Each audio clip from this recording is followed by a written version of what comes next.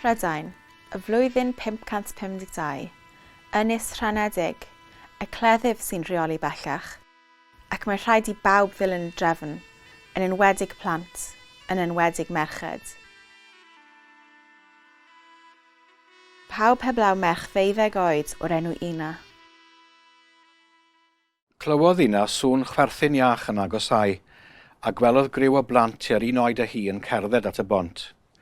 Peidiodd y chwerthin pan sylwodd y plant arni. Safodd pawb yn stond a gwgi. Gwasgodd Ina'r pastwn oedd yn ei llaw yn dyn. Roedd yn gwybod sut i'w ddefnyddio, a doedd dim ofn arni wneud pe byddai rhaid. Amneidiodd y bachgen hynaf ar y lleill, a dyma'r plant yn mynd yn bellach i lawr yr afon i fan croesi arall lle roedd y dŵr yn fas. Trodd yr awel yn finiog, a chydio yn Ina a'i bysedd oer, gan wneud iddi grynu yn ei gwisg wlân denau. Sylwodd pa mor isel oedd yr haul. Roedd hi wedi colli golwg o'r amser, fel arfer.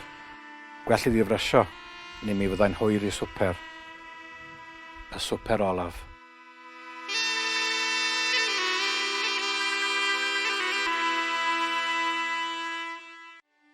Dar amser i Ina adael ei hen bywyd tawel mewn hen villa Rhufeinig yng Ngwent, a daw bygythiad arall mor farwol ar plaw herio.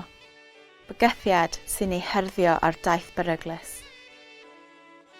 Wrth ei hochr, Bleiddyn y ci, ei hunig ffrind, ac yn ei sach, y Pibgorn hyd.